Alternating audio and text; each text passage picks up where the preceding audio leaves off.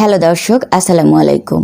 আমাদের শিশুর সুন্দর এবং সাবলীল শিক্ষা জীবন নিশ্চিত করার জন্য বিদ্যালয় যথেষ্ট নয়।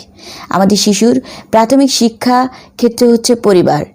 বিদ্যালয়ের পাশাপাশি পরিবারের রয়েছে অনেক বড় ভূমিকা। সেই ক্ষেত্রে শিশুর একটা সুন্দর লার্নিং এনভায়রনমেন্ট প্রয়োজন পরিবারেও।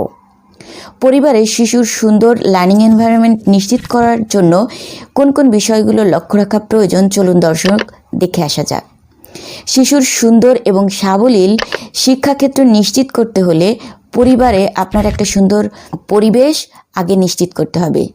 সেই ক্ষেত্রে যে কাজগুলো করা যেতে পারে, প্রথমত আপনি আপনার শিশুর সুন্দর শিক্ষা জীবন নিশ্চিত করতে জন্য আপনি একটা লাইব্রেরি গড়ে তুলতে পারেন। যে লাইব্রেরিতে শিশুর বয়স উপযোগী, যদি আপনার শিশুর বয়স হয় 3 বছর বা 5 বছর, তাহলে 3 থেকে 5 বছরের বয়স উপযোগী বিভিন্ন ধরনের বই রাখতে পারেন, যেমন গল্পের বই, ছড়ার বই, তারপরে ছবি আঁকার বই। এরপরে আপনি আপনার শিশুর জন্য বিভিন্ন ধরনের কর্নার তৈরি করতে পারেন। ধরুন, লেখাপড়ার কর্নার, মন ভালো করার কর্নার, ছবি আঁকার কর্নার, খেলাধুলার কর্নার, এরকম বিভিন্ন ধরনের কর্নার তৈরি করতে পারেন। এখন এই প্রত্যেকটা কর্নারেই নির্দিষ্ট কাজ রয়েছে, আমাদের সেদিকে লক্ষ্য রাখতে হবে। যেমন পড়াশোনার কর্নারে শিশু পড়াশোনা করবে। এখানে বিভিন্ন ধরনের আপনি ম্যাটেরিয়াল রাখতে পারেন। বই থাকার সাথে সাথে থাকবে বিভিন্ন ধরনের টিচিং ম্যাটেরিয়াল, যেমন আপনি বিভিন্ন রকমের কার্ড রাখতে পারেন, ছবি রাখতে পারেন। এরপরে আসুন মন ভালো করার কর্নারে আপনার শিশুর জন্য আপনি বিভিন্ন ধরনের সিম্বল ব্যবহার করতে পারেন। যেমন মন যদি ভালো থাকে, অর্থাৎ সে যদি খুশি থাকে, তখন খুশি থাকার সিম্বল ব্যবহার করবে। রাগ থাকলে রাগের সিম্বল।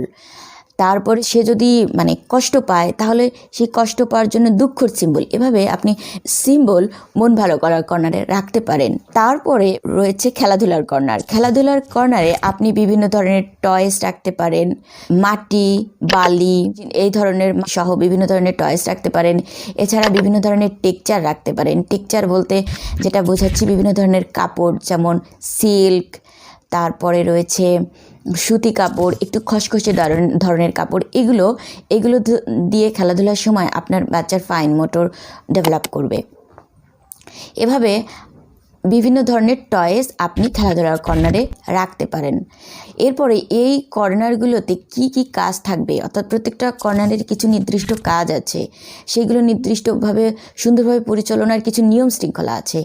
আপনি আপনার শিশুকে নিয়ে সেই নিয়মগুলো ঠিক করুন এবং নির্দিষ্ট এরিয়াতে নিয়মগুলো টাঙিয়ে রাখুন, এবং দিন শেষে দেখুন আপনার শিশু কোন নিয়মগুলো ফলো করেছে এবং কোনগুলো ফলো করেনি। যদি সে সুন্দরভাবে নিয়মগুলো ফলো করে, তাহলে তাকে ইন্সপায়ার করুন। আর যদি ফলো না করে, পরবর্তী দিনগুলোতে আপনি আপনার শিশুকে নিয়ে ওই নিয়মগুলো যাতে আপনার শিশু ফলো করে সেদিকে আপনি লক্ষ্য রাখবেন, এবং আপনার শিশুর সাথে আপনিও কিন্তু এই কাজগুলোতে এনগেজ হবেন। শিশুকে ধমক বা মারধরের মাধ্যমে না শিখিয়ে শিশুর সাথে আপনি নিজেকে এনগেজ করুন। এভাবে আপনি বলতে পারেন, চলো বাবা, এখন আমরা পড়াশোনা করি, অথবা চলো এখন আমাদের খেলাধুলার সময়, আমরা খেলাধুলা করি। আপনি আপনার শিশুকে খেলাধুলা করার ক্ষেত্রে বা পড়াশোনার ক্ষেত্রে আপনি আপনার শিশুর সাথে এনগেজ হন, এবং আপনি ওটাকে সুন্দরভাবে পরিচালনা করুন, যেন শিশুর জন্য পুরো সময়টা এনজয়েবল হয় এবং শেখাটা তার কাছে সহজ হয়ে যাবে তখন। দর্শক, আজকে এই পর্যন্তই। পরবর্তী কোনো ভিডিওতে লার্নিংকে কিভাবে সহজ ও সাবলীলভাবে আপনি আপনার শিশুর সামনে উপস্থাপন করতে পারেন, লার্নিংকে কিভাবে সহজ ও সাবলীলভাবে শিশুর সামনে উপস্থাপন করা যায়, সেই বিষয়টি আমরা পরবর্তী কোনো ভিডিওতে দেখব। ধন্যবাদ।